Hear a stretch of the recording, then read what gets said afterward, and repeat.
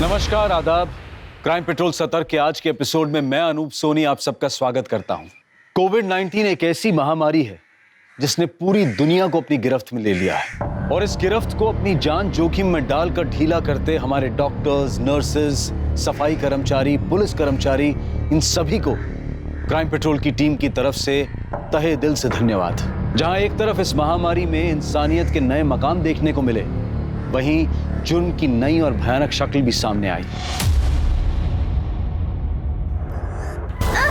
गुड़िया, गुड़िया, गुड़िया, गुड़िया, गुड़िया, गुड़िया, गुड़िया, गुड़िया, मैं तेरी बहन वैशाली। गुड़िया मुझे देख, शांत सा, आजा, आजा मेरे पास।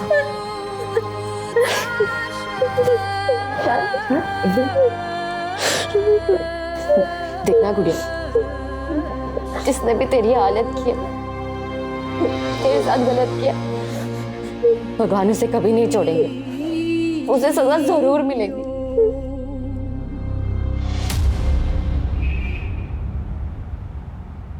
माँ मैंने कोई गलत काम नहीं किया माँ, सच में माँ, कुछ भी करके ना मुझे बाहर निकाल देना माँ।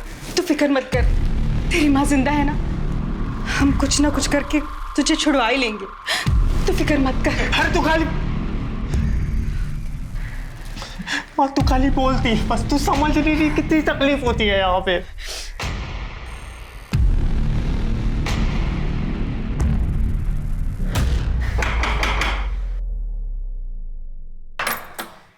अरे आप? मैं बस यहाँ से गुजर रहा था वैशाली, तो सोचा बस तुमसे हालचाल पूछता चलूं। बाकी सब ठीक है ना घर पे?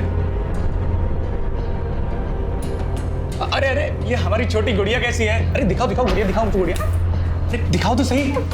अरे लगता है गुस्सा हो गई, इसलिए जवाब नहीं दे रही। जाने दो, बच्ची तो है।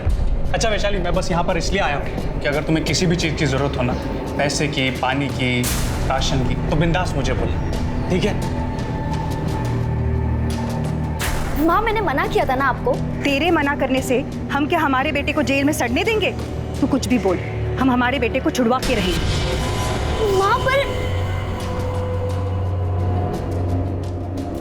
हे लड़की, बाहर क्या कर रही है तू? मालूम नहीं है क्या जनता कर्फ्यू है? चल घर जा।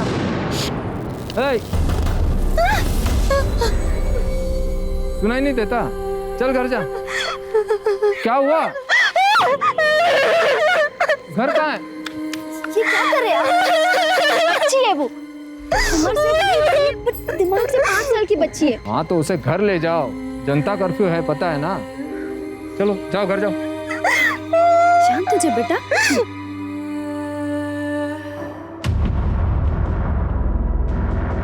शांत हो जा, दिख गया वो, दिख गया। शांत हो जा। गुड़िया इधर, इधर। क्यों रो रही है तू? अरे ये किसका शकल देख लिया? अभी सारा दिन खराब जाए। सही नाटक है ये फैमिली का। साला भाई जख्म देता रहता है और बहन उस पर मरहम लगाने का नाटक करती रहती है। शर्म आती है मुझे तुझे अपना भाई कहते हुए। या जैसी मासूम लड़की के साथ ऐसा गलत काम करते हुए तुझे शर्म नहीं आई? अरे कुछ नहीं किया मैंने, कुछ नहीं किया।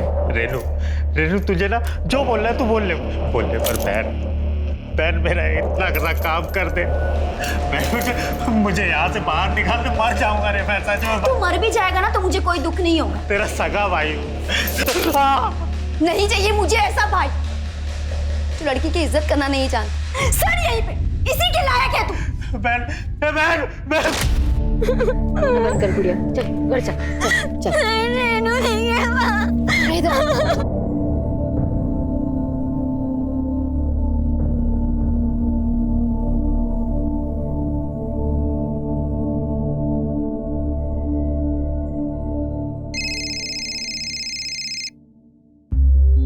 बोल। माँ कहाँ हो आप? क्यों इस नालायक बेटे के लिए अपनी जान दे रही हो? घर वापस आ जाओ। देख, हम कुंदन की बेल करवाए बगैर घर नहीं आएंगे। कुंदन की बेल? माँ पूरे शहर में लॉकडाउन है, आप फंस जाओगी। हमें हमारी चिंता नहीं है, लेकिन हम कुंदन को बाहर निकाल के रहेंगे। माँ प्लीज आप वापस आ जाओ। आप जानती हो ना ये गांव वाले कैसे हैं, मेरा जीना हराम कर देंगे। ठीक है, तू घबरा मत, हम आ रहे हैं। पर माँ आप आओगे कैसे? लॉकडाउन की वजह से बस ट्रेन सब कुछ बंद है। हम बस अपने गांव से 20 किलोमीटर पर हैं। पैदल चल के आ जाएंगे, कुछ भी करके घर पहुंच जाएंगे हम। तू चिंता मत कर। हाँ ठीक है।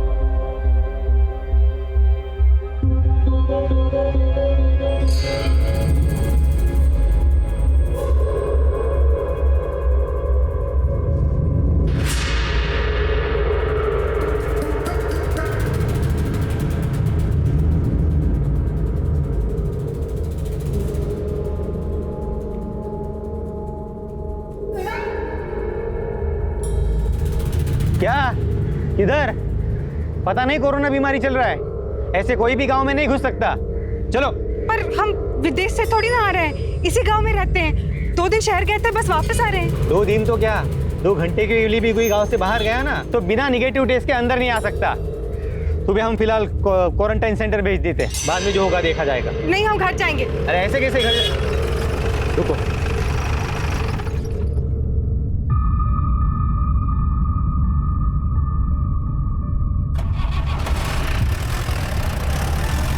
अच्छा सुन, क्वारंटाइन सेंटर नहीं रख सकते, तुझे पंचायत घर में रहना होगा। ये गांव तेरे बाप का नहीं है, हम अपने घर जाएंगे। तू या तेरा सरपंच हमें नहीं रोक सकता। क्यों चिल्ला रही है? हाँ चल। हाथ छोड़ो, हम पंचायत घर नहीं जाएंगे। चिल्लाओ मत। हम नहीं जाएंगे। ज्यादा चिल्ला मत। चल। हम नहीं जाएंगे। छोड़ो हमें। अरे हमें चलो। हमें घर जाना है। बोला है ना, चल। हमें घर जाना है। हमें छोड़ दो, हमें घर जाने दो। अरे बोला ना, नहीं जाने दे सकता। सरपंच ने बाहर से किसी भी आने वाले को गांव में लाने से मना किया है। तुझे यही रहना होगा। नहीं, हमें घर जाना है। हमें घर जाना है। देखो से खोलो, हमें घर जाना है।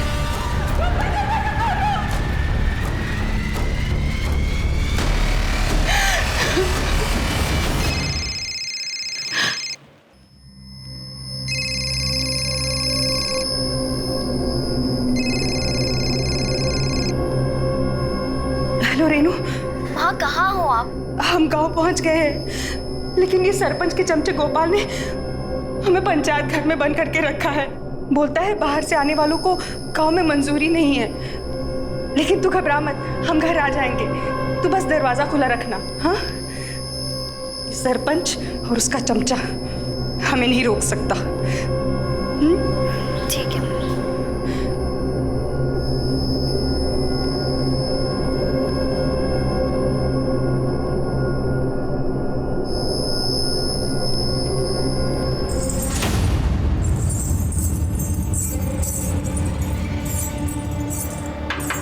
हे लड़की, आधी रात को तुझे नाचने का शौक चढ़ा है जब सारी दुनिया सो रही है। हे लड़की, बंद कर ये सब। अरे क्यों दुनिया को परेशान कर रही है? अरे क्या हुआ? गुड़िया, गुड़िया क्या हो गया गुड़िया? रात को नाच गाना शोर मचा के सारी दुनिया की नींद हराम करके रखी है उसने। नहीं नहीं साहब, बच्ची है, मैं इसको समझा दूंगी। गुड़िया रोना मत, गुड़िया उतार, सब मैं उतार रही।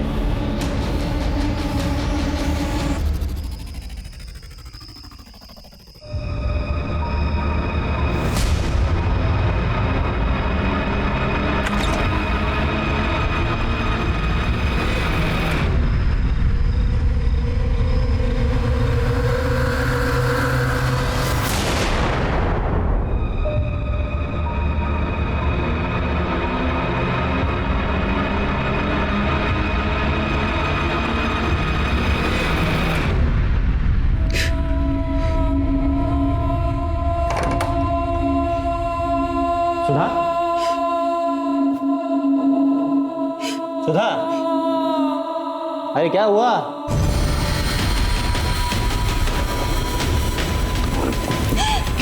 सुधा, सुधा दरवाजा खोलो, दरवाजा खोलो सुधा। अरे बीमारी नई है ना मिश्रा, इसलिए लोगों को समझ नहीं आ रही और इसीलिए इसे गंभीरता से नहीं ले रहे।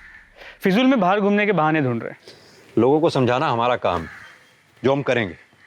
बाकी तुम बस इतना ध्यान रखो कि पुलिस स्टेशन में सब मास्क लगा के रखें, हाथ सैनिटाइज करते रहें, और हाँ, बात करते समय कम से कम 1 मीटर की दूरी बना के रखें। साहब, वो गोपाल उसने मेरे साथ जबरदस्ती किया साहब। क्या? साहब, हम 2 दिन पहले शहर गए थे साहब।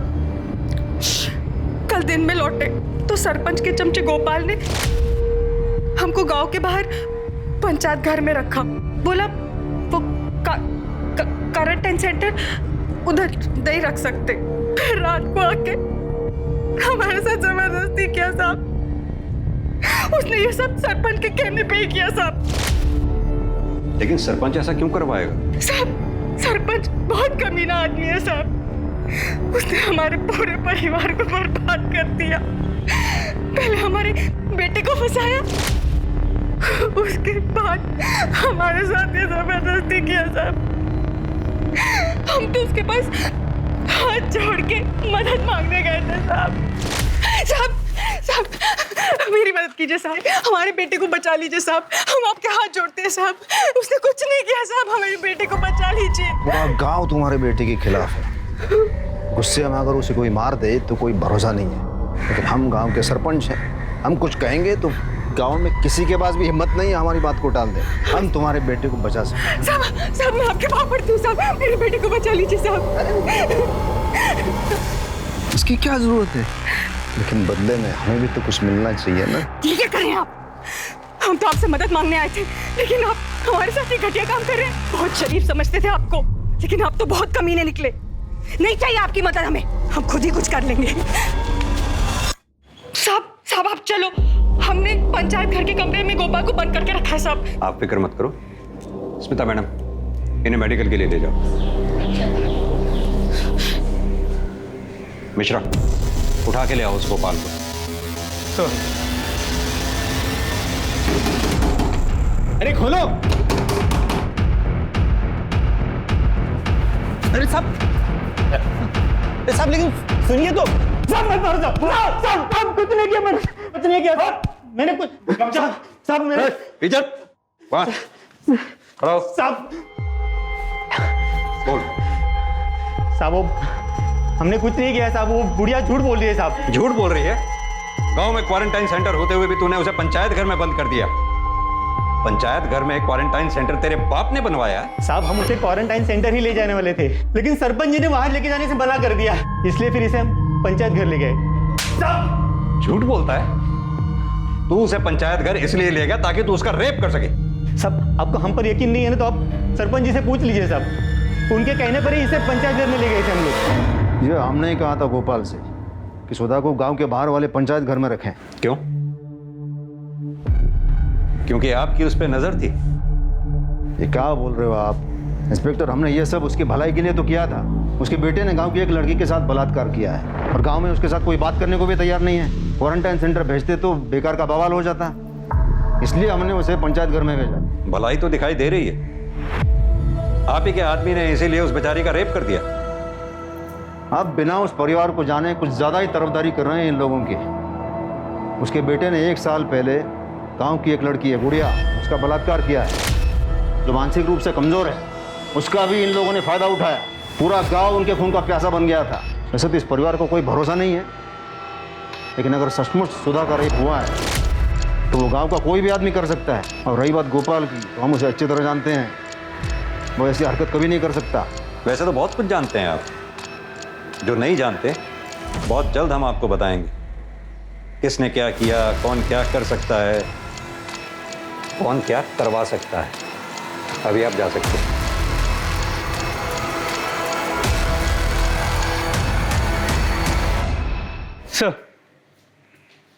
सर, सुधा की मेडिकल रिपोर्ट के मुताबिक उसका रेप तो हुआ है, पर बॉडी से कोई डीएनए या सीमेन के ट्रेसेस नहीं मिले। मतलब जिसने भी रेप किया है उसने कॉन्डम का इस्तेमाल किया होगा। सर, उसका कोरोना टेस्ट किया है, रिपोर्ट जल्दी आ जाएगी। मिश्रा, सुधा को अगर छोड़ दो, उससे कहो 14 दिन के लिए घर में ही क्वारंटाइन रहे। जी सर।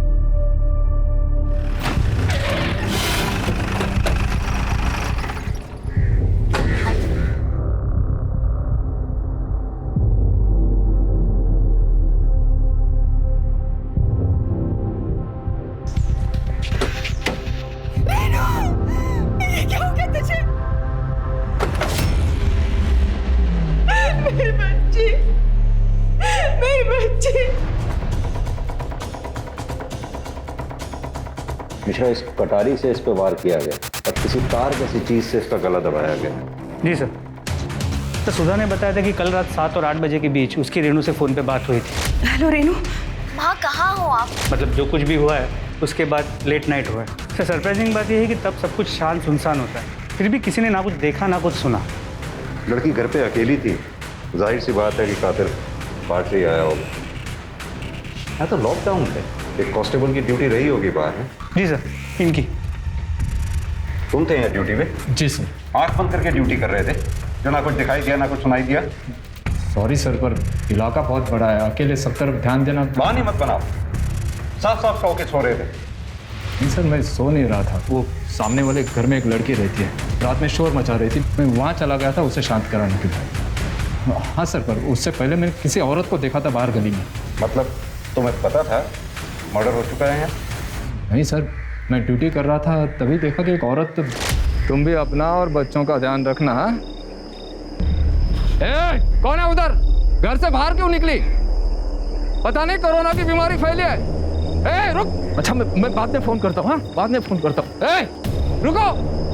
भाग गई।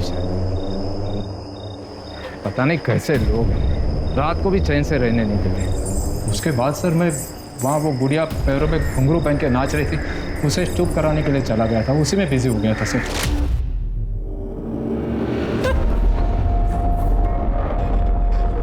सुधा जी, क्या आप किसी ऐसी औरत को जानती हैं जिसकी रेनू से दुश्मनी हो, जो रेनू का कत्ल कर सकती हो? ये सब उस सरपंच ने किया। पहले मेरे बेटे को झूठे बलात्कार के केस में फंसाया उसने, फिर हमारे साथ जबरदस्ती की और फिर हमारी बेटी को मार दिया। ये सब उसी ने किया है। लेकिन सरपंच ऐसा क्यों करेगा? अपने बेटे के लिए। उसका नालायक बेटा हमारे कुंदन से जलता था। जैसा बाप कमीना वैसा बेटा कमीना। सुधा जिसके बेटे कुंदन पर गुड़िया के बलात्कार का केस चल रहा था, वो उसे बचाने के लिए हर मुमकिन कोशिश कर रही थी, पर अफसोस कि वो खुद बलात्कार का शिकार हो गई और उसकी बेटी रेनू की हत्या हो गई। परिवार को सहेज कर रखने की उसकी कोशिश नाकाम ही नहीं हुई, बल्कि उसकी पूरी दुनिया उजड़ गई। पुलिस के सामने एक नहीं 3 केसेस थे, गुड़िया का बलात्कार, सुधा का बलात्कार और अब रेनू की हत्या, और ये तीनों केसेस आपस में जुड़े हुए थे। कांस्टेबल ने रेनू के कत्ल की रात रेनू के घर के बाहर किसी औरत को देखा था। कौन थी वो औरत और क्या उसका इस केस से कोई कनेक्शन था? सुधा बार बार सरपंच और उसके बेटे पर इल्जाम लगा रही थी और सरपंच के कहने पर ही उसे गांव के पंचायत घर में क्वारंटाइन किया गया था। लेकिन गुड़िया के परिवार में तो कोई भी पुरुष सदस्य नहीं था, तो फिर सुधा के बलात्कार और रेनू के कत्ल के पीछे का मकसद क्या हो सकता है?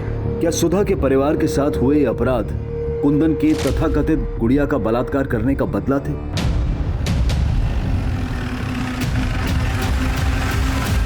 दिमाग खराब हो गया उस सुधा का।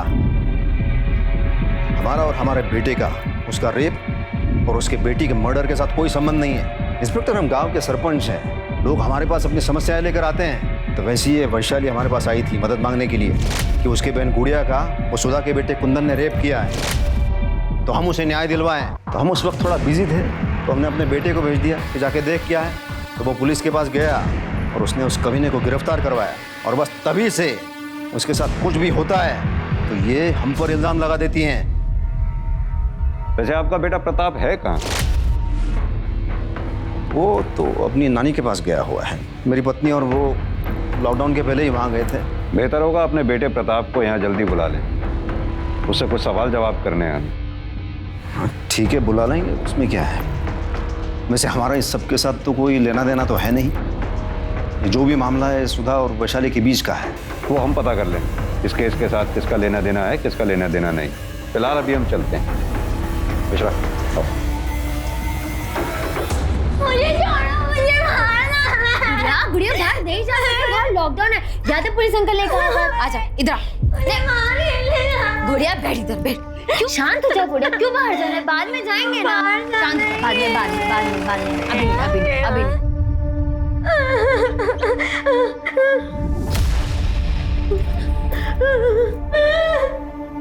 वैशाली, हमें तुमसे कुछ बात करनी थी। सर आप बाहर वेट कीजिए, मैं आती हूँ। Please sir, please.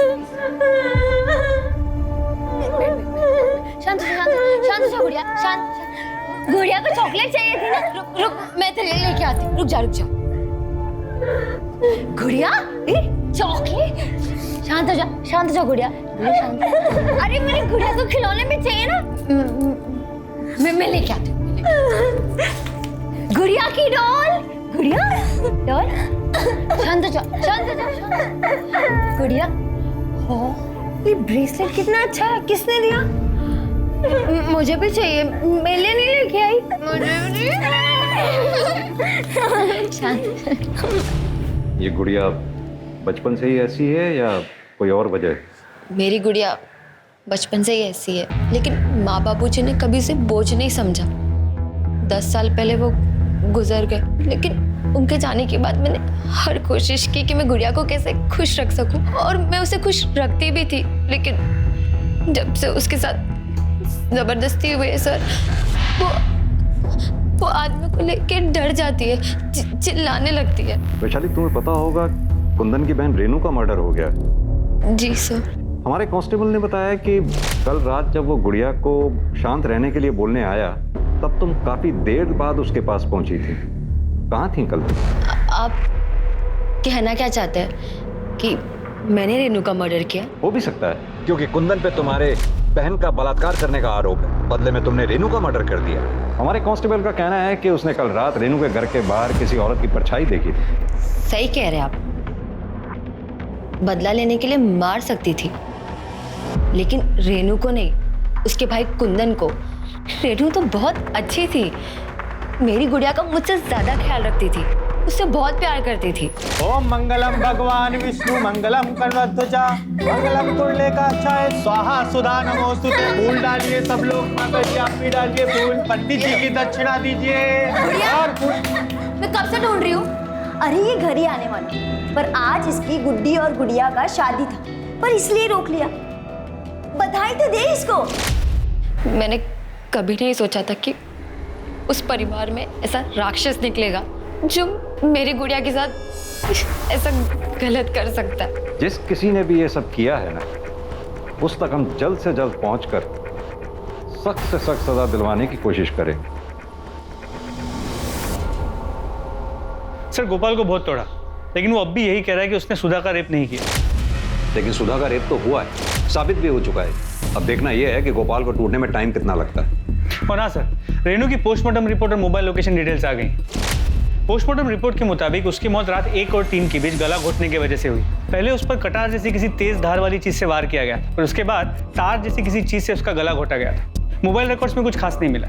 एक बात समझ में नहीं आई, कातिल के पास अगर कटार थी तो उसने कटार से रेनू का कत्ल क्यों नहीं किया? अलग से गला दबाने के लिए तार का इस्तेमाल क्यों किया?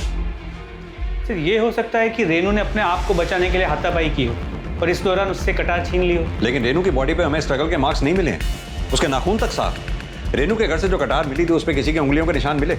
नहीं सर, क्लीन है। मतलब साफ है कि किसी ने जानबूझकर निशान मिटाए। क्या सचमुच सरपंच या उसके बेटे का इस केस में हाथ हो सकता है? या फिर अगर सरपंच की बात माने तो पूरा गांव सुधा के परिवार का दुश्मन था। क्या उनमें से कोई एक गुड़िया को न्याय दिलाने के लिए सुधा के परिवार के साथ ये सब कर सकता है? कांस्टेबल ने कहा था उसने उस रात रेनू के घर के बाहर किसी औरत को देखा था।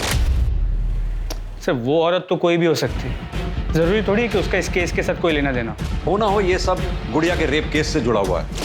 कोई तो है जो सुधा के परिवार से बदला लेना चाहता है। ये तुम्हारी टिंग टिंग टिंग टिंग टिंग बाहर तक आ रही है आवाज। सुंदर शांति से पूजा नहीं कर सकती क्या? हम तुमसे बात कर रहे हैं। हेडफोन निकाल।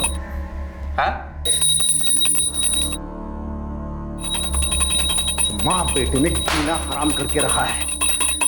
अगर पुलिस को पता चल गया ना कि तुम दोनों यही हो तो पता है क्या होगा? तुमसे बात कर रहे हैं। अरे पता चल गया तो क्या होगा?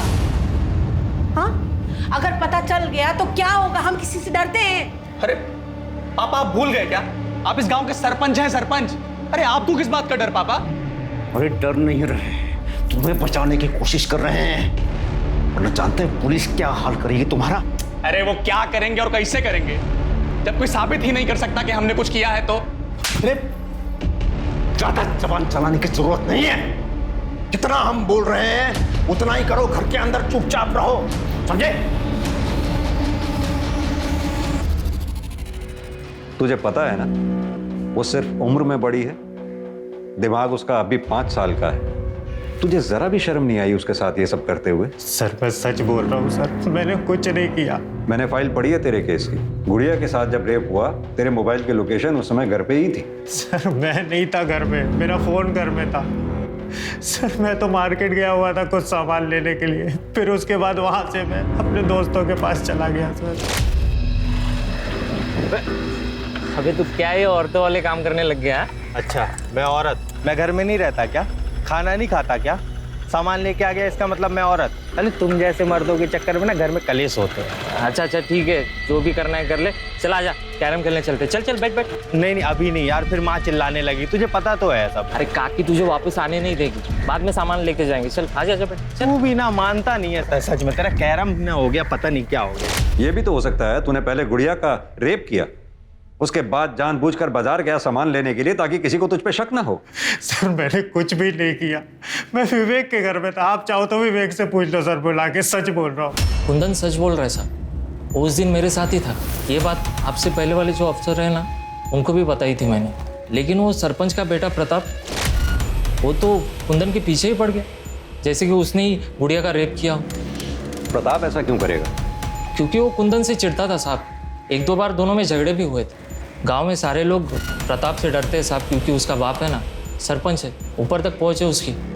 लेकिन कुंदन प्रताप से नहीं डरता था साहब, वो उल्टा जवाब देता था उनको। अबे विवेक, ये तुम्हारा बाइक है ना यार? एक राउंड दो ना, देखें कैसा चलता है यार ये। हाँ यार प्रताप, अभी पेट्रोल नहीं है, घर पे भी जाना है, बाद में ले लेना ना।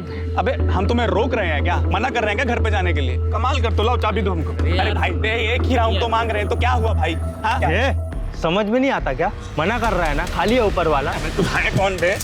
जानता नहीं है कौन है हम? मैं तो जानता हूँ बेटा, आज मैं तेरे को बताता हूँ। विवेक संभाल इसको, नहीं तो देख क्या करूंगा मैं। बात करते तू आग किसको दिखा रहे हैं? हाँ चल चल निकल यार तू भी ना चल चल।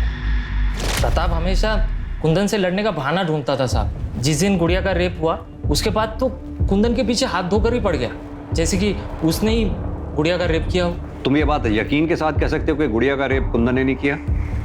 अभी वो मुझे तो पता नहीं साहब, मुझे तो वो मार्केट में मिला था। उसके पहले उसने क्या किया मुझे क्या पता सर।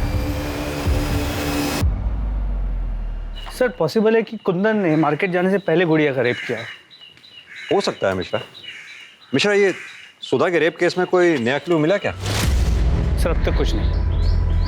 ये सुधा का रेप जिसने किया है, मुझे लगता है शायद उसी ने रेनू का मर्डर भी किया। सर गोपाल सरपंच और उसके बेटे की मोबाइल लोकेशन चेक की, किसी की भी लोकेशन रेनू के घर के पास की नहीं थी। एक काम करो, जिस रात सुधा का रेप हुआ उस रात पंचायत घर के आसपास कितने लोगों का मोबाइल एक्टिव था, या कितने लोग उस एरिया में थे, पता करो।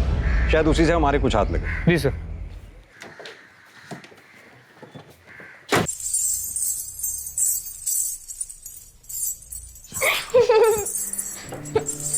गुड़िया इतना शोर क्यों कर रही है? बंद कर। गुड़िया कितना शोर मचा रही है, उतार इसे उतार, वो बस पुलिस आ जाएगी वरना।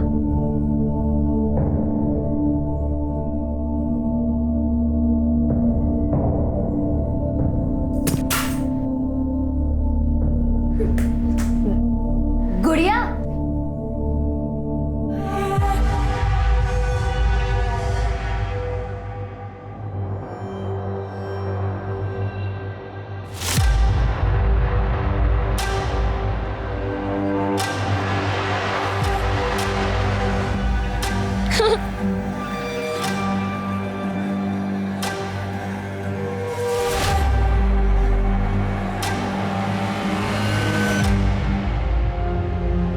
गुड़िया, आज तुम्हारा जन्मदिन है ना? देखो हम तुम्हारे लिए क्या लाए। केक तुम्हारे ही लिए है, लो लो, घबराओ नहीं। तो एक काम करते हैं, मैं यहाँ रख देता हूँ, अब यहाँ से ले लो, नहीं तो बिल्ली ले जाएगी।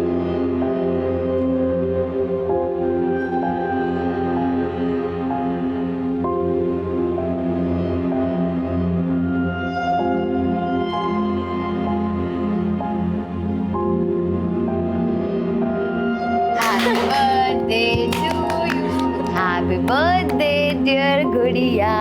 Happy birthday.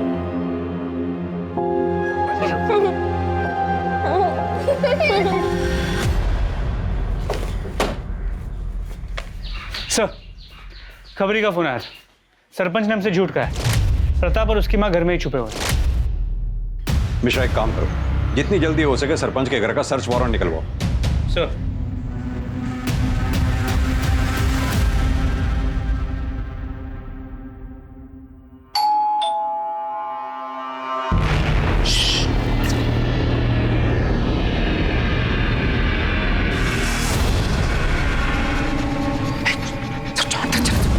पुलिस आके हाथ कर जाओ। आवाज नहीं चाहिए।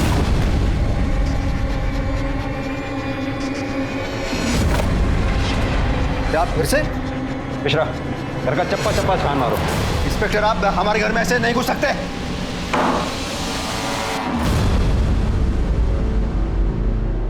अगर तूने कुछ किया ही नहीं था तो फिर इतने दिन से घर में छुपा क्यों बैठा था? हम डर गए थे सर। सरपंच जी का बेटा होके डर गया था? मैं बताता हूं तू क्यों डर गया था। क्योंकि तूने रेनू का मर्डर और सुधा का रेप किया है। नहीं सर, ना हमने उसका रेप किया और ना ही हमने किसी का मर्डर किया है सर। देखा मिश्रा जी, ये तो फिर डर गया। अच्छा एक बात बता, गुड़िया के रेप केस में और कुंदन को पकड़वाने में तेरा इतना इंटरेस्ट क्यों था? सरपंच, कुंदन ने मेरी गुड़िया के साथ गलत की, उसका रेप किया। सरपंच, हमें न्याय दिलाइए, उसे सजा दिलवाइए सरपंच। हम देखते हैं उस कमीने कुंदन को। और वैशाली, तुम बैठो यहाँ, बैठो। तुम चिंता मत करो। और देखो, उस कुंदन को ना हम कड़ी से कड़ी सजा दिलवाएंगे। तुम चिंता मत करो, ठीक है? सर, हम वैशाली को बहुत पसंद करते थे और कुंदन से हमारा झगड़ा हो गया था, तो हमने सोचा कि एक बार कुंदन को सजा दिलवा दें तो हमारे दोनों काम हो जाएंगे। हमें वैशाली भी मिल जाएगी और कुंदन की भी अकल ठिकाने आ जाएगी। तब तो ये भी हो सकता है कि वैशाली को पाने के लिए और कुंदन को सबक सिखाने के लिए तूने गुड़िया का रेप किया और कुंदन पर इल्जाम लगा दिया। दरअसल तेरा, वैशाली का और कुंदन का घर आसपास, तो जाहिर सी बात है कि तीनों के मोबाइल की लोकेशन भी सेम होगी। ये बात तुझे पता थी कि हमें लोकेशन ढूंढने में मुश्किल होगी, लेकिन जब तुझे ये पता लगा कि कुंदन बेल पर छूटने वाला है तो तू, जैसे तेरी आदत है डरने की, तू डर गया और डर के मारे तूने रेनू का मर्डर और सुधा का रेप कर दिया। नहीं सर, मैं सच बोल रहा हूँ, मैंने ऐसा कुछ नहीं किया सर। मिश्रा, जरा सरपंच जी के बेटे की अच्छी तरह से खातिरदारी करो। हाँ तो बिंदु जी, आप पुलिस से क्यों छुप रही थी? अपने बेटे की वजह से। बेटे की वजह से या अपनी वजह से? जिस रात रेनू का कत्ल हुआ, हमारे कांस्टेबल ने वहां से किसी औरत को भागते हुए देखा था। कहीं वो आप तो नहीं थी? ये आप क्या कह रहे हैं? हमें क्यों फंसा रहे हैं? हमने कुछ नहीं किया है। तो फिर किसने किया वो बताइए। नहीं बताएंगे यार। मिश्रा, इनके बारे में पूरी जानकारी निकालो, कॉल रिकॉर्ड्स, मोबाइल लोकेशन, सब। बिंदु, घबराओ मत, हमने अपने वकील से बेल के लिए बात कर ली है। वो बेल ऑर्डर लेके जल्दी से आता ही होगा। अंदर किधर? बाहर रुको। जानते नहीं कि हम सरपंच हैं, हमारी पत्नी है वो। तो क्या हुआ? चलो बाहर बाहर। कुमार, आने दो। इंस्पेक्टर, ये क्या? मेरी पत्नी है ये। अपनी पत्नी और बच्चे के लिए इतना परेशान हो रहे हैं? उस औरत के बारे में सोचा आपने जिसका बेटा जेल में, बेटी का मर्डर हो गया, उसके खुद के साथ बलात्कार हो गया, उस पर क्या बीत रही होगी?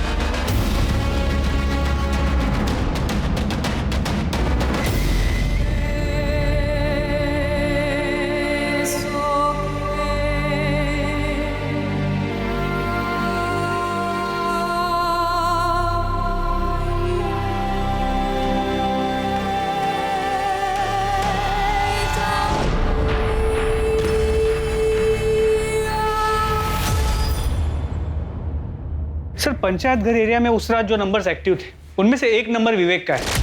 और कॉल रिकॉर्ड से पता चला है कि सुधा ने उस रात विवेक को फोन किया था और उसके बाद विवेक की मोबाइल की लोकेशन पंचायत घर एरिया की है और उसके बाद सुधा और विवेक दोनों की मोबाइल की लोकेशन सुधा के घर के एरिया की और फिर दोनों की वापस मोबाइल की लोकेशन पंचायत घर एरिया की। तूने हमें पहले क्यों नहीं बताया? जिस रात सुधा जी का रेप हुआ था तू पंचायत घर भी गया था। साहब, आपने पूछा ही नहीं था। वैसे भी काकी ने बुलाया था इसलिए मैं वहां पे गया था। हमने पूछा नहीं। हमने नहीं पूछा तो शायद इसलिए तुमने भी हमें नहीं बताया कि बाद में तुम दोनों मिलकर तुम्हारे घर गए थे। क्यों गए थे? तुम्हारी बेटी रेनू का मर्डर करने? नहीं साहब, हम घर गए थे क्योंकि हम घर जाना चाहते थे। वो तो गोपाल ने जबरदस्ती हमें पंचायत घर में बंद कर रखा था। हमने रेनू को भी कहा था कि दरवाजा खुला रखे, हम रात को आएंगे। हमने पंचायत घर से निकालने के लिए विवेक को भी फोन किया था।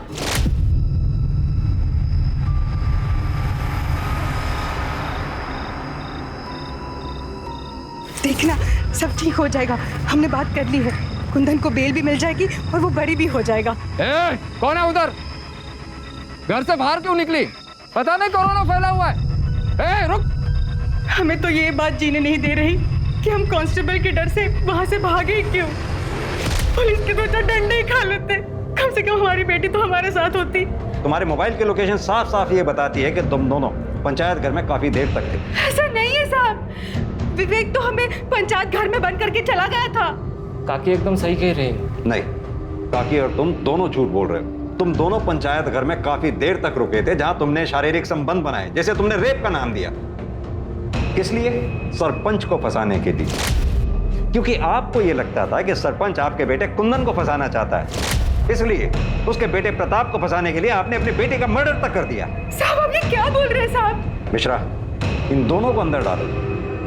खुद सच उगलते हैं तो ठीक है, वरना इनसे सच उगलवाओ। साहब ऐसा कुछ भी नहीं है साहब। सर मैंने पता किया, रेनू नहीं चाहती थी कि कुंदन को बेल मिले, और इस बात को लेकर माँ बेटी में अक्सर झगड़े होते। आप अपने नालायक बेटे के बारे में सोच रही हो, आप क्यों उसकी बेल करवा रही हो? कमाल की बात है मिश्रा, बेटे को बेल दिलाने के लिए बेटी की बलि चढ़ा दी। अब तो मुझे लगने लगा है कि कहीं कुंदन ने ये सब किया हो, तभी उसकी माँ उसे।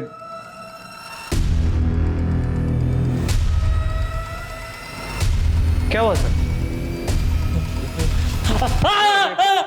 बेवकूफ बनाता हमें। नहीं सर, मैंने कुछ नहीं किया सर। तूने कुछ नहीं किया तो फिर तेरे हाथ में जो सिप्पी थी उसका ब्रेसलेट गुड़िया के हाथ में कैसे आया? बता दो सर, बता दो। कुंदन, कुंदन,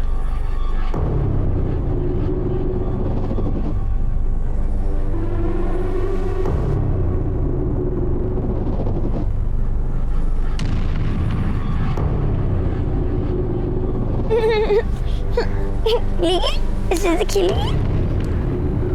बढ़िया।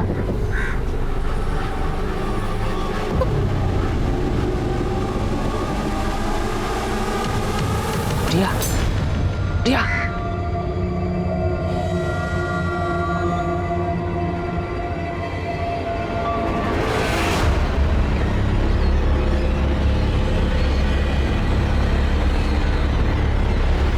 मैं बताता हूं तुझे क्या हो गया था। तेरे अंदर का राक्षस बाहर आ गया था। तुझे लगा वो बच्ची किसी को कुछ बता नहीं पाएगी, मौके का फायदा मैं उठा लूं, है ना? एक बात बता, मैंने गुड़िया के केस की फाइल पढ़ी थी। तू अगर कुंदन के घर पे था तो तेरे फोन की मोबाइल लोकेशन कुंदन के घर की क्यों नहीं बता रही थी? बोल। क्योंकि सर मैं कुंदन को बहुत देर से फोन लगा रहा था सर। कैरम खेलने का प्लान पहले से ही था हमारा, तो उसको बुलाने के चक्कर में मैं अपना मोबाइल घर पे ही भूल गया सर। रेनू का खून भी तूने सरपंच और प्रताप को फंसाने के लिए किया था ना? नहीं सर, मैं उसे कैसे मार सकता हूँ? मैं तो काकी के साथ था। सुधा का रेप तूने ही किया ना? क्यों किया? वो क्या है ना सर, मुझे रेड लाइट एरिया जाने की बहुत गंदी आदत है, और लॉकडाउन में सब कुछ बंद था, तो मैं बहुत दिन हो गए तो वहाँ पे गया नहीं था सर। और जब रात को सुधा काकी और मैं अकेले थे तो मैं खुद को रोक नहीं पाया सर। मुझे समझ में नहीं आ रहा था मुझे क्या हो गया, मेरे अंदर का हैवान जाग गया सर। क्या रेनू के कत्ल में वाकई सरपंच और उसके बेटे प्रताप का हाथ था, या फिर कोई चौंकाने वाला खुलासा अभी होना बाकी था? हाँ, ये दूसरे कान पे लगाओ, सुनाई दिया? लो।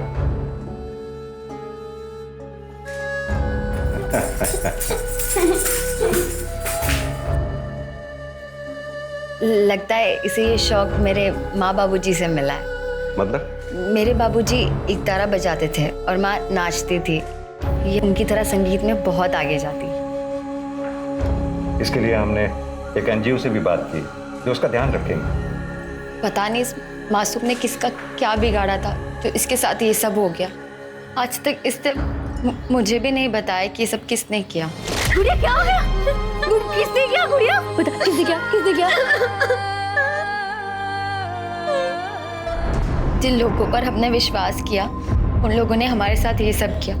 गुड़िया तो कुंदन को अपना भाई मानती थी और उसने मेरी गुड़िया के साथ ऐसा गलत काम किया। नहीं वैशाली, गुड़िया के साथ जिसने दुष्कर्म किया वो कुंदन नहीं, बल्कि कुंदन का दोस्त विवेक है। वो हमारी गिरफ्त में है, उसने कबूल किया है ये बात।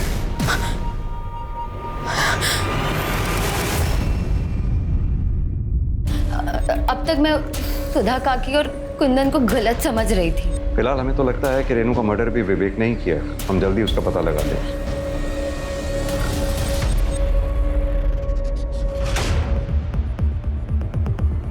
तार जैसी किसी चीज से उसका गला घोटा गया।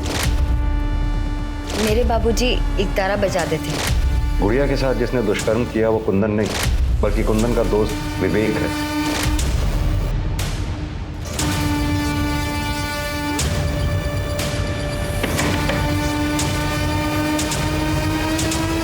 वैशाली, तुम्हारे पापा जो एक तारा बजाते थे, हमें वो देखना है।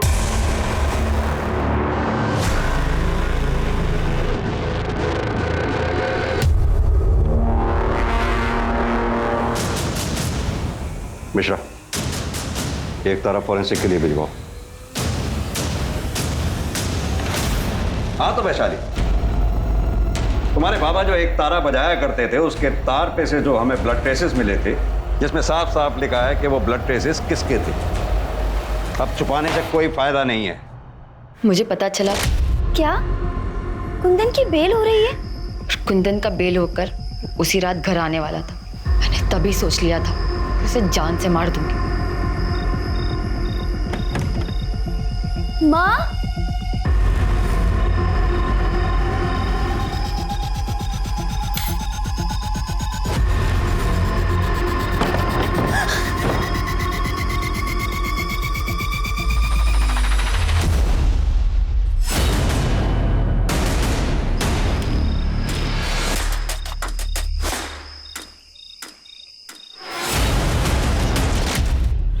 रेनू बहुत अच्छी लड़की थी।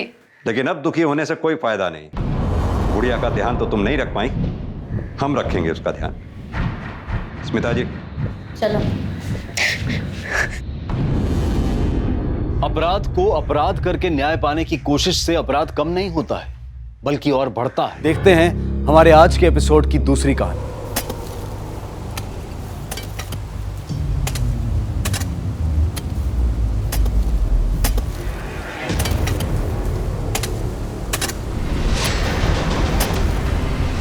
Rizwan,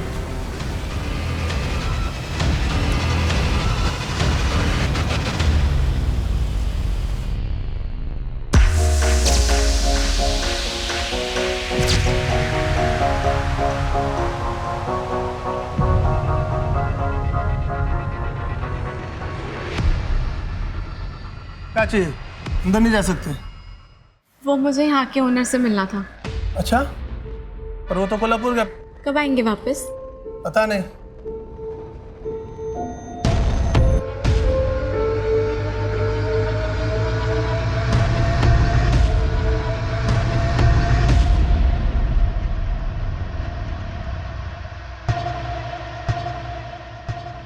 thank you.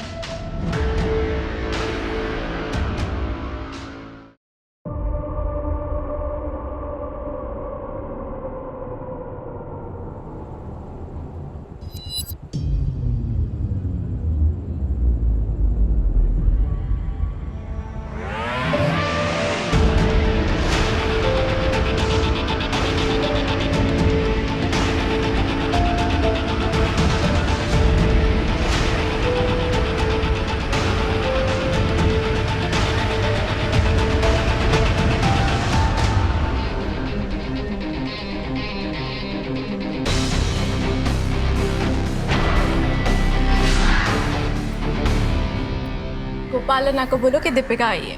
Ji ma'am.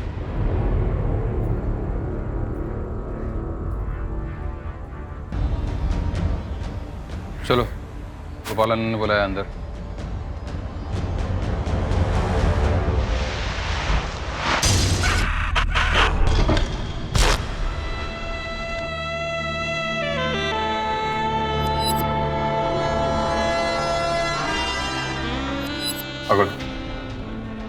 क्या दादा? आज छुट्टी के दिन कोई भी कस्टमर नहीं। पहले ऐसा नहीं था रे, जब दीपिका सर्व करती थी ना, टेबल पे वेटिंग होता था।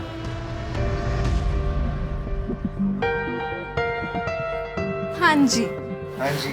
बड़े दिन बाद आए। वैसे तो हम आपसे बहुत नाराज। क्यों? प्यार से मांगे। अरे दीपिका, अरे शर्मा जी, ये कौन है? अपने दोस्त को भी लाए हैं। तुम्हारे लिए तो आता हूँ यहाँ पे। और ये क्या? आपका ग्लास तो खाली है। तो फिर भर दो। तो आपको पीना ही पड़ेगा। ये लीजिए। जॉनी, टेबल नंबर 2 पे 2 रिपीट। फिर अचानक उसने बाहर आना बंद कर दिया। धीरे धीरे उसके जितने चाहने वाले थे वो उन्होंने भी आना बंद कर दिया। पता नहीं कहाँ गायब हो गई थी। गायब? क्या मतलब गायब? मतलब सब सामान वामान फोन वोन सब यहीं छोड़ के गायब हो गई। तो कोई उसको पूछने नहीं आया, घर वाले या कोई? कोई नहीं है। फोटो है उसकी? होगा, लेकिन आप इतने सवाल क्यों कर रहे हो? अरे फोटो देना। फोटो तो मेरे पुराने फ़ोन में था। पुराना फ़ोन मेरा ख़राब हो गया, तो अभी तो नहीं है। बनाना ये टेबल पे।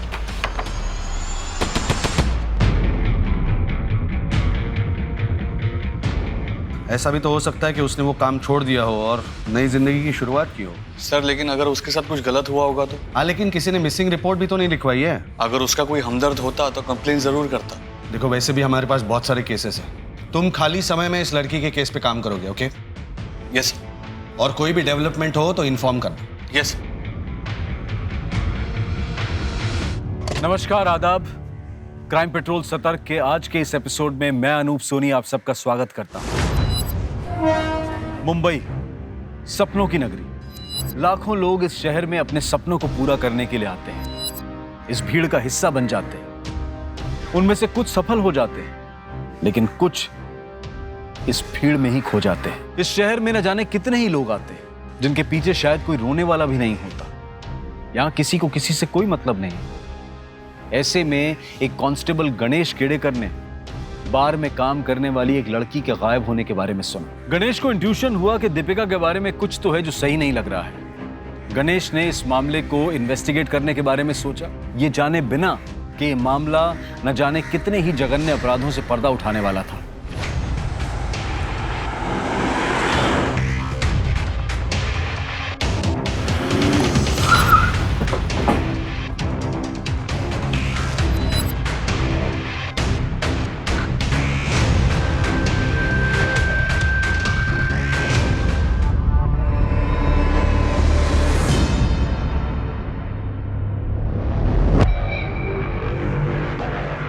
सर, ये स्विमिंग पूल की खुदाई के लिए वर्कर्स आए थे। मेरे कॉन्ट्रैक्टर ने मुझे फ़ोन किया और मैं यहाँ पे चली आई। सर 2 कंकाल है और 2 डिकम्पोज बॉडी है। ज़्यादा टाइम नहीं वैसे दफनाए हुए। एक काम करो, आसपास का एरिया भी खुदवाओ, शायद कुछ मिल जाए। जी सर। मैडम, ये प्रॉपर्टी आपकी है? जी सर, 6 साल पहले कमलकांत, किशोर और मैं, हम तीनों ने मिलकर ये प्रॉपर्टी खरीदी थी। मैडम, आपको हमारे साथ चलना पड़ेगा। सर लेकिन मैंने तो कुछ भी नहीं किया है, उल्टा मैंने ही अपने कॉन्ट्रैक्टर को कह के आपको यहाँ पे बुलवाया है। देखिए मैडम, आपके प्रॉपर्टी पे लाश मिली है। हाँ, चलिए हमारे साथ। सर सर सर मेरी बात सुनिए। देखिए, इसमें मेरा कोई हाथ नहीं है। आप एक काम कीजिए, आप मेरे पार्टनर्स को फ़ोन कीजिए, वो यहाँ पे अक्सर आते हैं। सर, ये बार का ओनर गोपाल, उसको बुलाओ।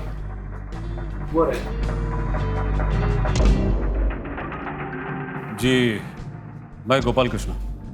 यहाँ पर एक लड़की काम करती थी, दीपिका। हमें पता चला है कि वो यहाँ से गायब हुई। पता चला?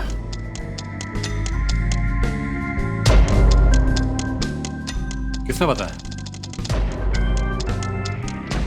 हाँ, किसने भेजा तुमको?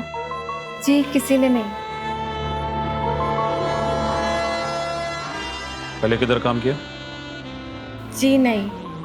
तुमको मालूम इधर क्या काम करना? जी ठीक है, कल से तुम आओ, लेकिन तुम्हारा ये हुलिया चेंज करना होगा। बाकी अगर तुमको रहने को जगह चाहिए तो 3000 पर मंथ। ठीक है। उसने यहाँ हर चीज के लिए हाँ कर दिया था। मैंने सुना है कि वो यहाँ पर जब काम करती थी तो काम अच्छा चलता था। लड़की नहीं थी लेकिन बहुत जल्दी उसने अपना काम सीख लिया था। तो जब वो गायब हुई तो उसके बारे में मिसिंग कंप्लेंट क्यों नहीं करवाई? कंप्लेंट? मेरा काम नहीं है कंप्लेंट करना।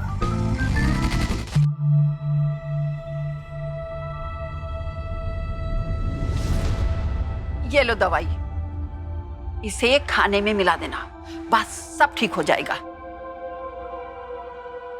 इससे पापा गुस्सा करने छोड़ देंगे? बिल्कुल। पैसे लाए हो? लाओ लाओ पैसे।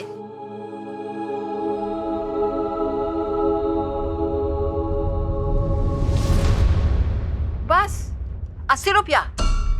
लेकिन इतने ही है बस। ये तो कम है, जाओ लेकर आओ, तब दवाई मिलेगी।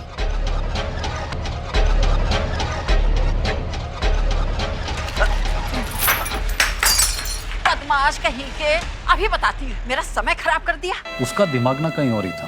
मेरे को बाकी काम करने वाला लड़कियों ने बताया कि वो किसी को ढूंढ रही थी। किसे? किसी सुमन।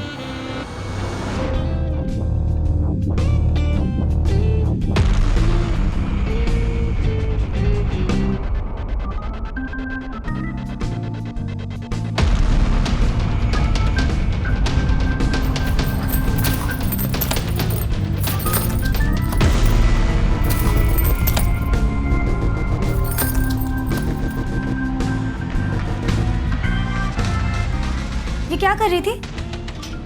आने दे अन्ना को। ऐसा कुछ नहीं है जैस्मीन, प्लीज अन्ना को कुछ नहीं बताना। तो बता, ये क्या कर रही थी? मैं बस ये देख रही थी कि हाँ सुमन नाम की कोई लड़की काम करती थी या नहीं। क्यों?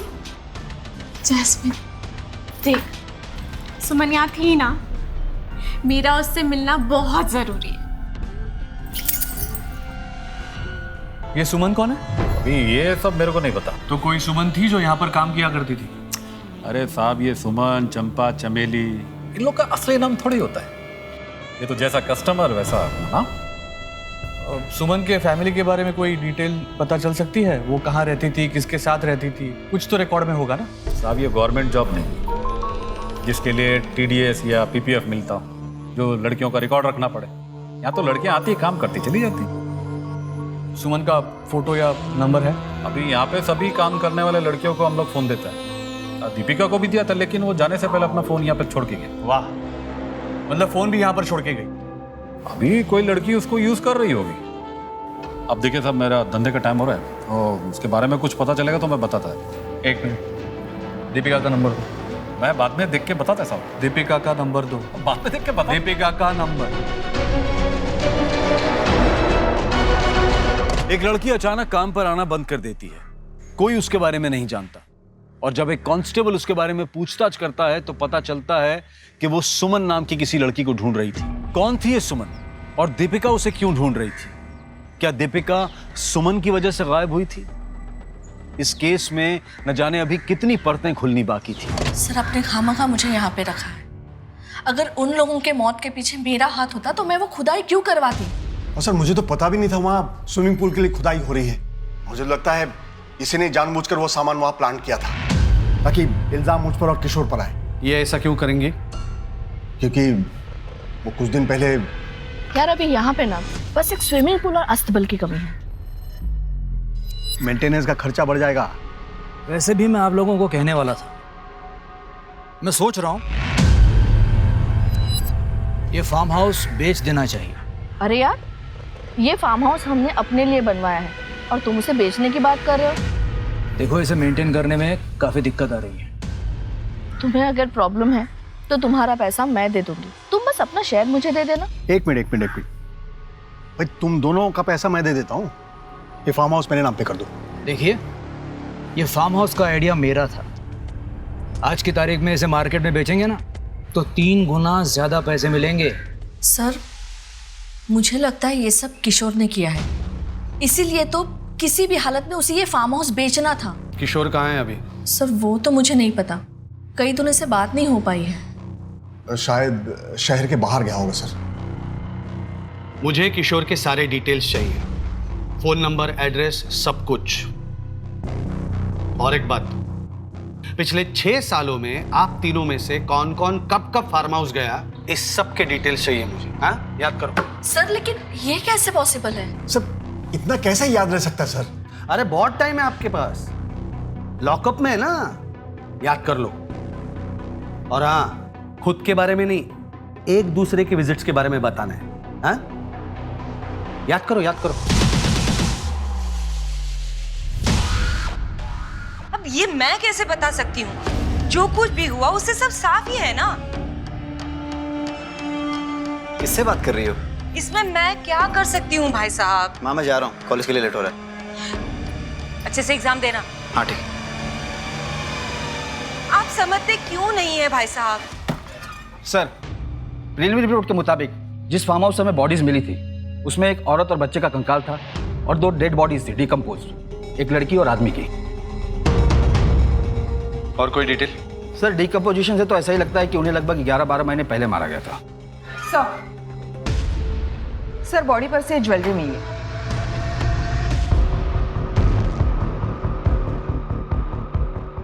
ज्वेलरी चोरी नहीं हुई है, इसका मतलब मरने का कारण चोरी तो नहीं हो सकता। एक काम करो, 1 साल पहले की ये सारी लड़कियों की मिसिंग रिपोर्ट निकालो। Right sir. विक्रम, फॉरेंसिक वालों को बोलो कि फेस रिकंस्ट्रक्शन करें, मैं कोई भी चांस नहीं लेना चाहता। जी सर। अच्छा, तुम लोग आ गए? पैसे लाए हो?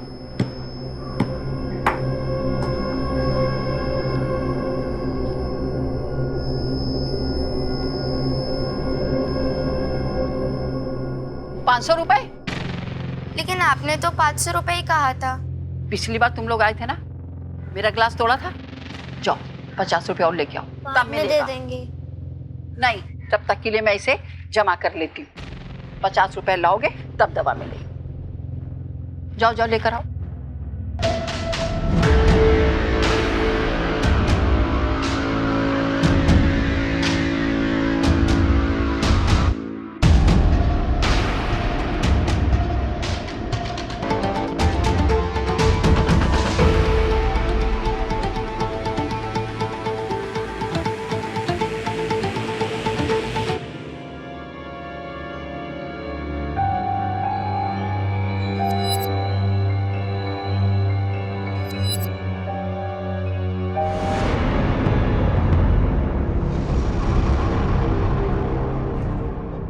क्या साहब, गोपाल अन्ना को मालूम चला कि मैं अब भी आपसे मिलता हूँ? मेरी तो नौकरी गई। सूर्या नेक काम कर रहा है, तो हिम्मत रख और मेरा साथ दे।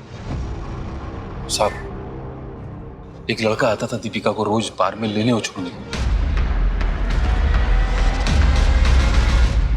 दीपिका का बॉयफ्रेंड था वो? हो भी सकता है साहब। मैंने एक दिन दीपिका को देखा एक लड़के से लड़ते हुए, बहुत गुस्से में थी। उसके 2 बॉयफ्रेंड थे? साहब, बॉम्बे की हवा का तो पता ही है आपको, हो भी सकता है। इन दोनों का स्केच बनवा सकता है तू? बनवा तो सकता हूँ, लेकिन साहब बहुत टाइम हो गया अभी। एक कोशिश करना।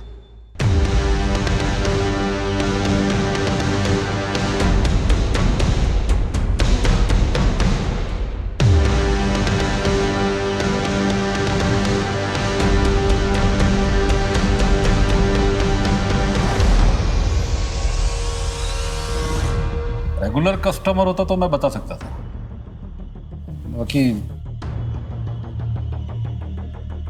हाँ, इसको मैं देखा है कभी यहाँ पे, लेकिन पक्का नहीं बोल सकता। दीपिका सुमन को ढूंढ रही थी।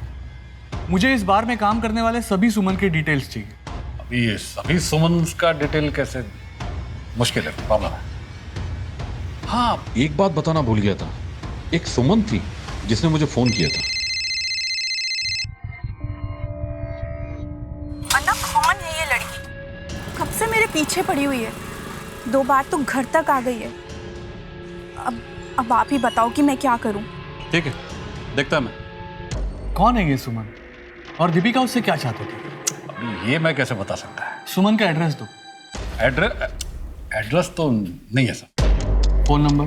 नंबर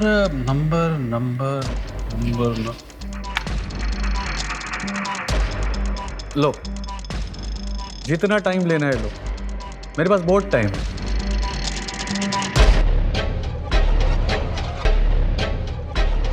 ये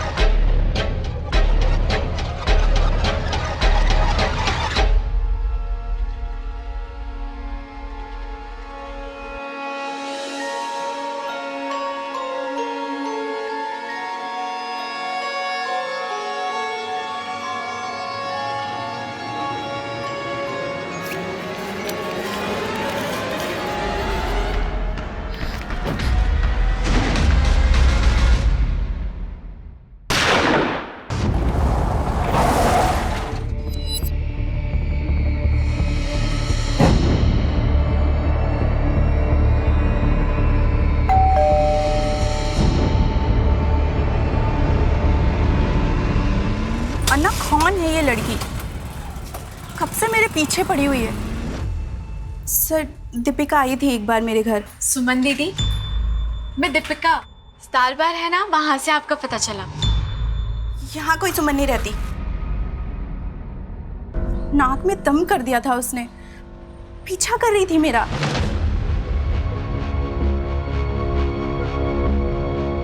तुम मेरा पीछा क्यों कर रही हो? जाओ यहाँ से। यहाँ मैं मेरी पुरानी जिंदगी छोड़कर मेरे पति के साथ रह रही हूँ, और यहाँ किसी को भी मेरे बाहर के काम के बारे में कुछ नहीं पता।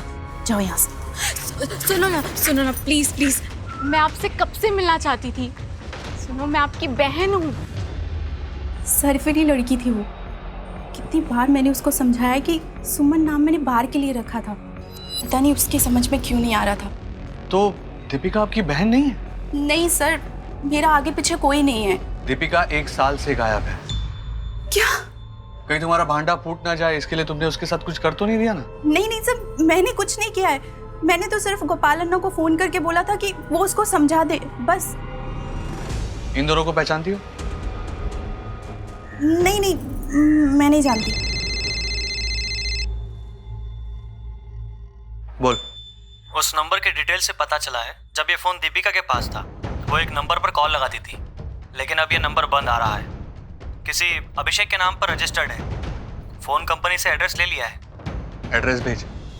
अब आपसे क्या छुपाऊं सर, मैं यहाँ पे अपना बिजनेस वाइंड अप करके यूएसए में सेटल होने जा रहा हूँ। बहुत जल्दी इंडिया छोड़ने वाला हूँ, जिसके लिए मुझे फंड्स की ज़रूरत है, और इसीलिए ये फार्म हाउस बेचने के बारे में सोच रहा था। फार्म हाउस बेचना चाहते हैं या फिर आपके फार्म हाउस पे बॉडीज मिली है इसलिए उससे छुटकारा पाना चाहते हैं? हाँ? नहीं सर, ये बॉडीज़ के बारे में मुझे कुछ पता नहीं था। सर हमारा एक केयरटेकर है गुड्डू, जब से उसने काम छोड़ा है तभी से मैं वो प्रॉपर्टी बेचने के बारे में सोच रहा था। गुड्डू की जगह पे कोई दूसरा नया भरोसे वाला आदमी मिलना बहुत मुश्किल हो रहा था। ये गुड्डू आपका केयरटेकर काम छोड़ के कब गया? 1 साल से।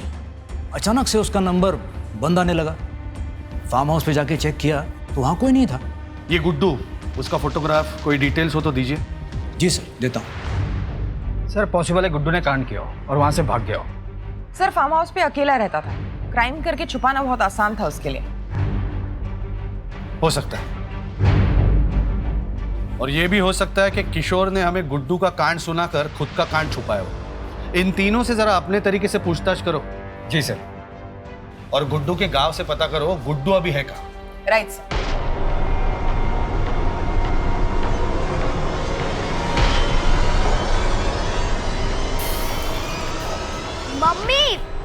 मम्मी बदबू आ रही है, खाना जल रहा है।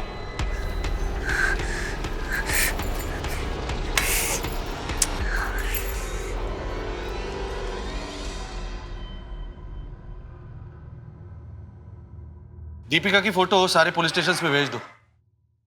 सर बात अब सिर्फ दीपिका की नहीं है। मतलब? दीपिका किसी सुमन को ढूंढ रही थी।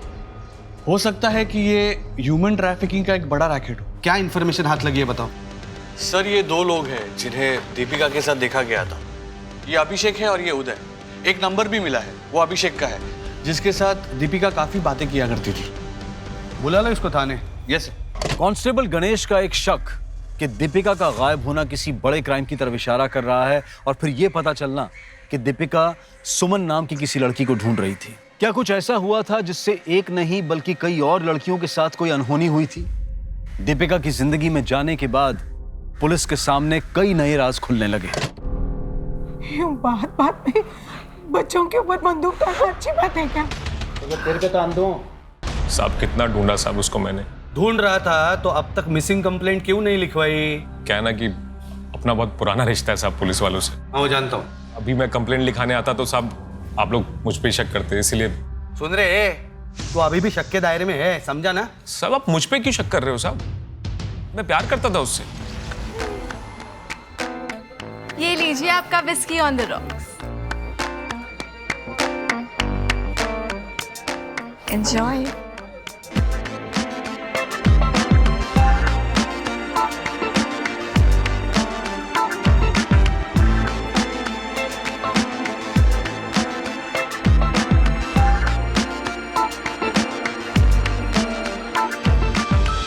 कुछ अलग बात थी साहब उस लड़की में।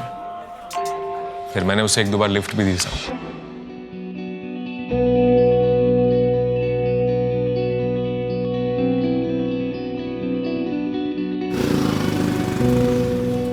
हम दोनों प्यार करने लगे थे साहब और शादी करना चाहते थे। तो क्यों नहीं की शादी? क्योंकि साहब उसके दिमाग में हमेशा पैसा भरा रहता था साहब। तो ये सब छोड़ के मेरे साथ शादी क्यों नहीं कर लेती? नहीं, बस कुछ दिन और क्या हो जाएगा कुछ दिन में? बस एक बड़ा काम करना है। कौन सा बड़ा काम? सब बताया नहीं सब कभी उसने। सुमन कौन है? सुमन? कौन सुमन साहब? दीपिका किसी सुमन को ढूंढ रही थी। कौन है सुमन? मुझे नहीं पता साहब, कभी उसने बताया भी नहीं कौन सुमन। से जानता है? नहीं साहब। कौन है? ठीक से देख, दीपिका को इसके साथ देखा गया है बार के बाहर लड़ते हुए। नहीं साहब, मैंने नहीं देखा साहब इसको। तू वाकई कुछ नहीं जानता या नाटक कर रहे रे? देखो साहब, यही रीजन था साहब, इसीलिए मैं कंप्लेंट लिखाने बस चल दीपिका के पीजी का एड्रेस दे चल। सर, मुझे इस अभिषेक की कहानी पर रत्ती भर भी यकीन नहीं है। सर, ये रहा अभिषेक का इतिहास। हाफ मर्डर में जेल जा चुका है। गणेश, इस आदमी पे 24 घंटा नजर रखो। प्रीति, गणेश के साथ जाओ और दीपिका जहाँ पे पीजी थी वहां पे जाके पूछताछ करो। Right sir. ठीक है सर। हाँ, वो लैब असिस्टेंट आ रहा है। Very good.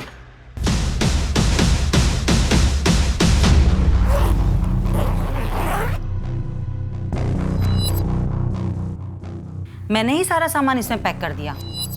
सोचा जब सामान वापस लेने आएंगे तो अपना रेंट ले लूंगी, लेकिन ना वो खुद आई ना उसका बॉयफ्रेंड।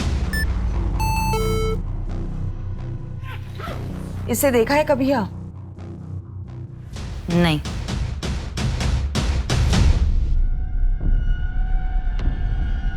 मैडम,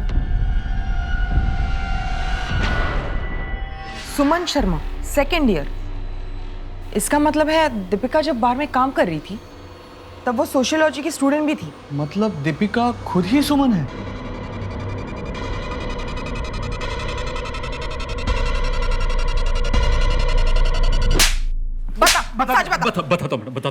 बताता हूँ वो सुमन ही दीपिका है।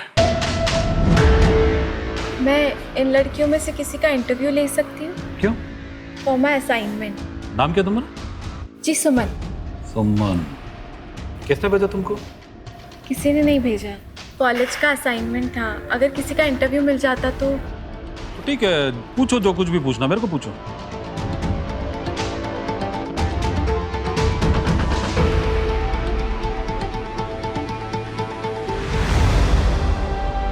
घंटों का हजारों मिलता है। तो क्या, अगर कस्टमर अच्छा हुआ तो तुम्हारा जैसा खूबसूरत लड़की को तो सोचो कितना मिलेगा। तो काम करना है? देखो, अगर काम करना है तो बहन जी नहीं, तुमको बम बनना होगा। बम। मैडम, मैंने इस सुमन को दीपिका का नाम दिया था। तो ये सुमन की कहानी क्यों सुनाई तूने? क्या किया उसके साथ? मैंने कुछ नहीं किया मैडम उसके साथ, मैंने कुछ नहीं किया। वो दरअसल आपका कांस्टेबल दीपिका के मैटर में कुछ ज्यादा इंटरेस्ट ले रहा था, तो मुझे लगा अगर दीपिका के साथ वाकई कुछ गलत हो गया है तो कहीं मैं ना लफड़े में पड़ जाऊं, इसलिए मैंने दीपिका। और तूने इसका साथ दिया क्यों? नहीं मैडम, नहीं। मैं तो बड़ी मुश्किल से बाहर के काम से निकली थी और मेरे पति को भी इस काम के बारे में कुछ नहीं पता था। गोपाल अन्ना ने कॉल करके बताया कि उसने मेरा नंबर गणेश को दिया है और अगर मैंने पुलिस को ऐसा नहीं बोला तो ये मेरे पति को सब कुछ बता देगा। मैं तो दीपिका को जानती तक नहीं हूँ, यहाँ तक कि मैं उससे कभी मिली तक भी नहीं हूँ। सच सच बता, दीपिका का है? सच सच बता रहा हूँ मैडम, मैं दीपिका के बारे में कुछ नहीं जानता। सर, ये रहा वो फेस। ये आदमी कुछ ऐसे दिखता है, पर सर ये 100% एक्यूरेट नहीं है। हमने फेशियल स्ट्रक्चर से इसका नियरेस्ट पॉसिबल फेस रिकंस्ट्रक्ट किया है।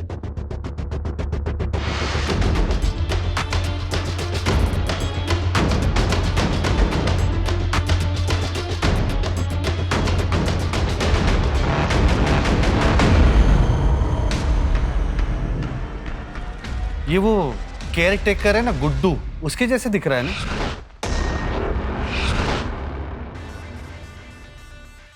जी सर, लग तो वैसा ही रहा है। कहीं ऐसा तो नहीं कि जिसे हम कातिल समझ रहे हैं उसका खुद का कत्ल हो गया हो।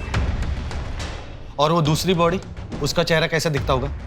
हाँ सर, यस सर।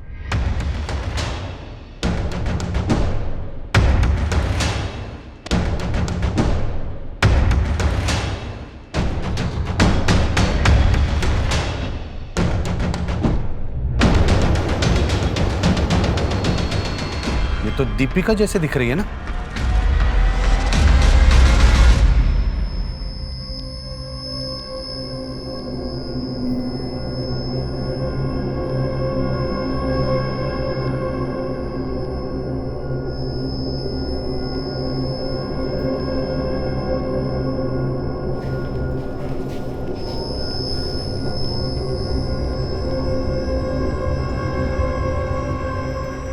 मम्मी, पापा बुला रहे हैं।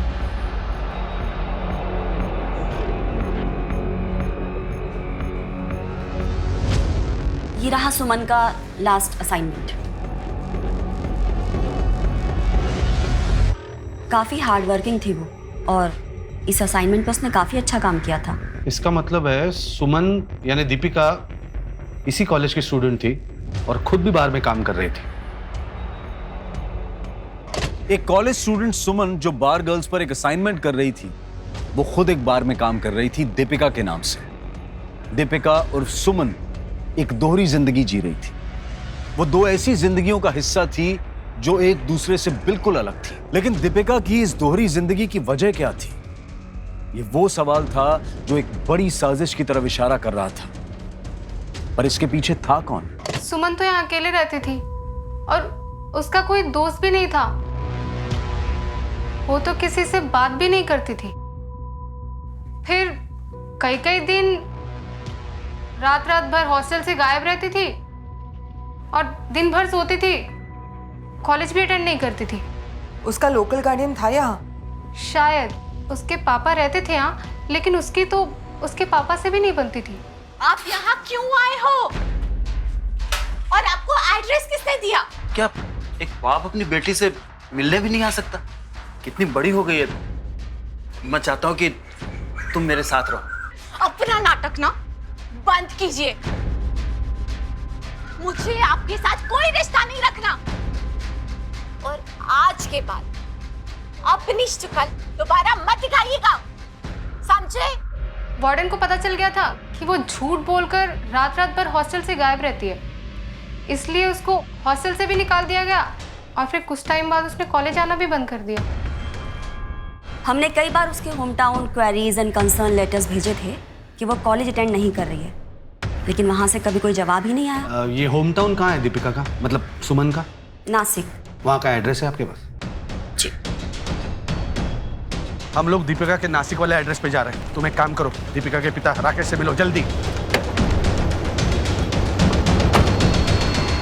इस केस में पुलिस को एक के बाद एक कई चौंका देने वाले राज मिले थे, और अब पुलिस हर शख्स को, हर लीड को फॉलो कर रही थी। दीपिका का पैसों के लिए बारगर्ल बनना तो पुलिस की समझ में आ गया था, लेकिन अब यह समझना था कि दीपिका उस फार्म हाउस तक और फिर उस कब्र तक उन लाशों के साथ कैसे पहुंची। गोपाल, कमलकांत, कालिंदी और किशोर अब भी पुलिस की कस्टडी में थे। पुलिस अब अलग अलग गुटों में काम कर रही थी। जी, मेरे जेठ की बेटी थी सुमन। राकेश भाई साहब को बात बात में बहुत गुस्सा आता था। मेरे पीठ पीछे चोरी करोगे? बच्चे तक परेशान थे उनके गुस्से से।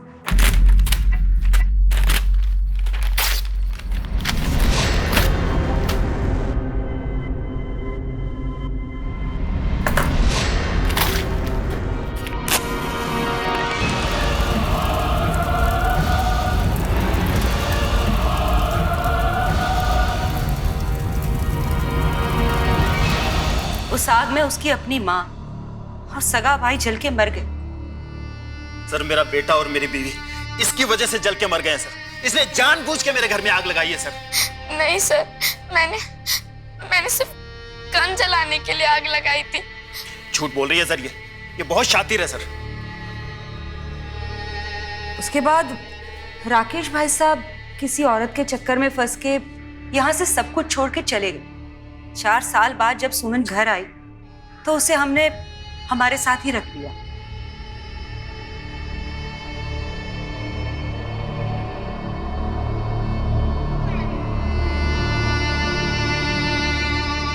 लेकिन राकेश तो सुमन से मिलने हॉस्टल गया था ना। सुमन के मुंबई जाने के बाद ही तो हमें पता चला कि राकेश भाई साहब भी मुंबई में ही रहते हैं। इतने सालों तो कोई खोज खबर नहीं ली उन्होंने अपनी बेटी की। मैंने उसे अपनी बेटी की तरह पाला है। अगर उसे अपनी बेटी की तरह समझती थी आप, तो कॉलेज से जो चिट्ठी आई उसका रिप्लाई नहीं दिया आपने। जी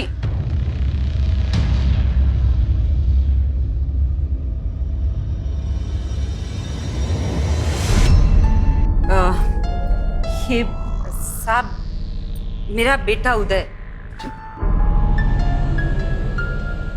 और चिंता थी ना साहब, इसीलिए जब राकेश भाई साहब सुमन से मिलने हॉस्टल गए और उन्होंने हमें फोन किया तो मैंने उदय को भेजा था उससे मिलने।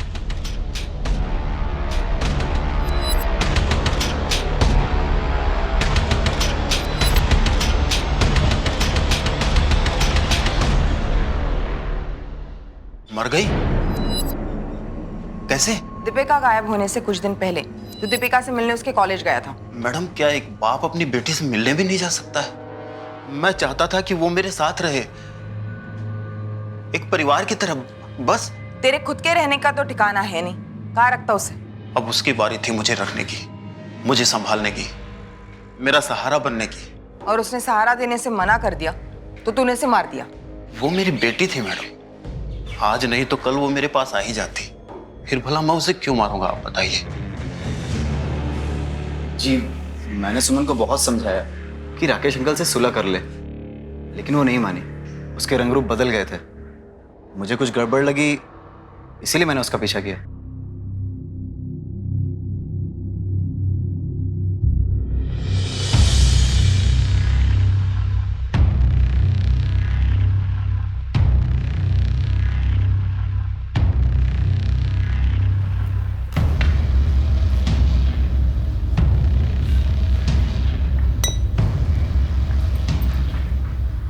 Why don't you just try some drinks, sir?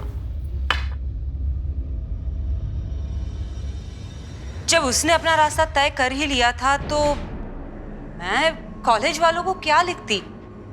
और ऊपर से राकेश भाई साहब सुमन कहाँ है, सुमन कहाँ है, ऐसा बार बार फोन करके पूछते रहते हैं।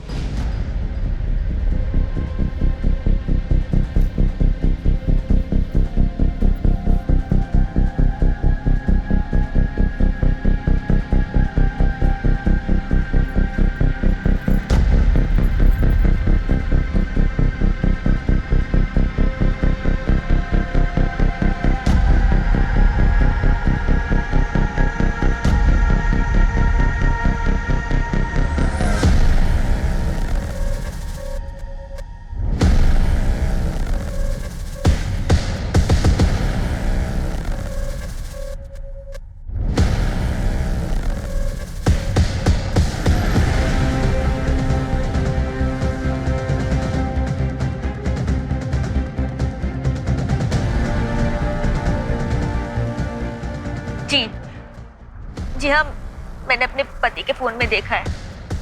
आप प्लीज जल्दी आ जाइए, प्लीज।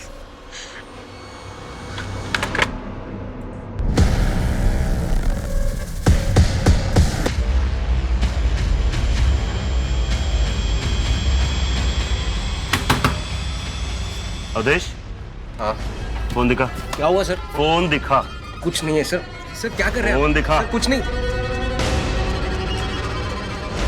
सर चल चल। सर मैंने कुछ सर मेरी बात। जिस दीपिका की फोटो भेजी थी उसका एक वीडियो क्लिप मिला एक आदमी के फोन से। इसी फोन से वीडियो क्लिप बनाई गई। आप तुरंत आ जाइए। ओके।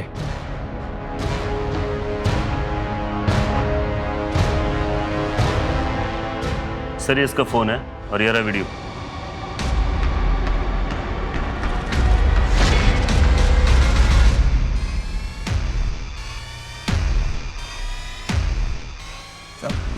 मैंने कुछ नहीं किया सर।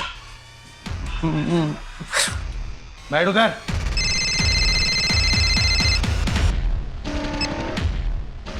हाँ गणेश बोलो। सर अभिषेक लोगों को लड़कियां सप्लाई करने का काम किया करता है। मैंने डिटेल्स चेक की और उसका नाम है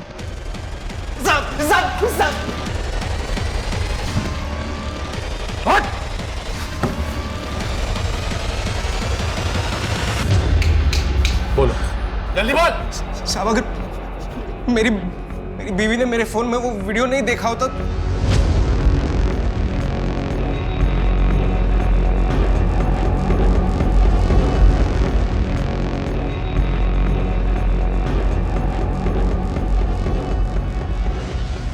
हाँ आइए आइए, आप ही का इंतजार हो रहा है।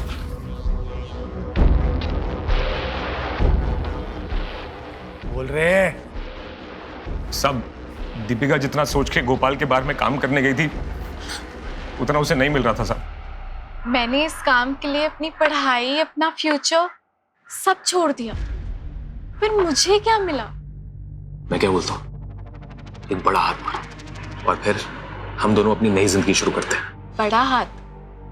फिर मैंने उसे सर कमल कांत जी से मिलवाया। मैंने दीपिका को हमारे टॉर्चर रूम के बारे में बताया। डीप वेब यानी इंटरनेट की काली दुनिया, जहां गैर कानूनी बाजार बैठता है और वो सारी चीजें बेची जाती हैं जिन्हें बेचना नॉर्मली जुर्म माना जाता है। टॉर्चर रूम के वीडियोस बहुत पॉपुलर है उनके मार्केट में।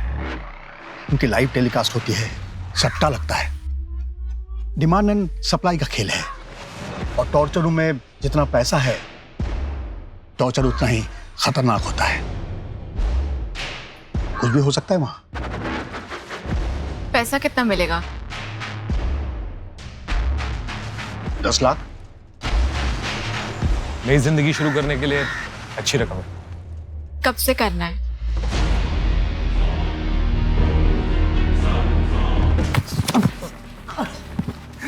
और गुड्डू, वो लड़की, बच्चा, क्या हुआ? सर वो वीडियो बनाते वक्त वो लड़की अपने बेटे को साथ ले आई थी सर। क्या किया बच्चे के साथ? हाँ? क्या किया बच्चे के साथ? मारना पड़ा था सर उसे। दीपिका की मौत के बाद गुड्डू हमें ब्लैकमेल कर रहा था, इसे उसे भी हटाना पड़ा सर।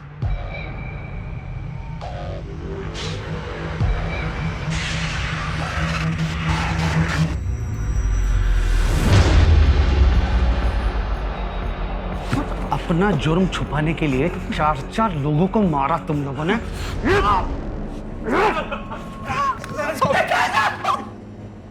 घिन आती है तुम जैसे लोगों से जो औरत को टॉर्चर या फिर मजे मारने का सामान समझते हैं। अब जेल में तैयारी करो टॉर्चर की।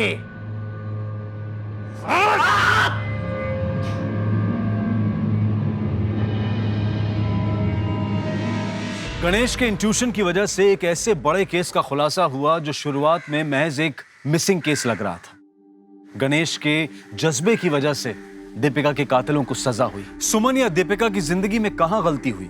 क्या गलती उस बाप की थी जो बात बात पर बंदूक निकाल लेता था, जिसने सुमन के मन में गुस्सा और डर पैदा कर दिया? ऐसी घटनाएं हमें बताती हैं कि अपने बच्चों के मन में चल रही उथल पुथल को हमें सुनना चाहिए, समझना चाहिए, क्योंकि बचपन के घाव आगे चलकर नासूर बन जाते हैं। सिर्फ हमारा देश ही नहीं बल्कि पूरी दुनिया जो है वो एक खतरनाक महामारी से गुजर रही है। लेकिन हमारे डॉक्टर्स, हमारे सफाई कर्मचारी, पुलिस कर्मचारी, ये सभी लोग डट कर हमारी मदद के लिए खड़े हुए हैं। हम सभी उन्हें दिल से नमन करते हैं, दिल से धन्यवाद कहते हैं। लेकिन हम सबको एकजुट होकर इस महामारी के खिलाफ लड़ना होगा और इस जंग को जीतना होगा। अब मैं अनूप सोनी आपसे विदा लेता हूं। फिर मुलाकात होगी क्राइम पेट्रोल सतर्क में एक और नए केस के साथ। तब तक अपना और अपने परिवार का ख्याल रखें, सतर्क रहें, सुरक्षित रहें और देखते रहें क्राइम पेट्रोल सतर्क। जय हिंद। क्राइम पेट्रोल के और भी दिलचस्प कहानी देखने के लिए हमारे चैनल को सब्सक्राइब करें और बेल आइकॉन दबाना न भूलें।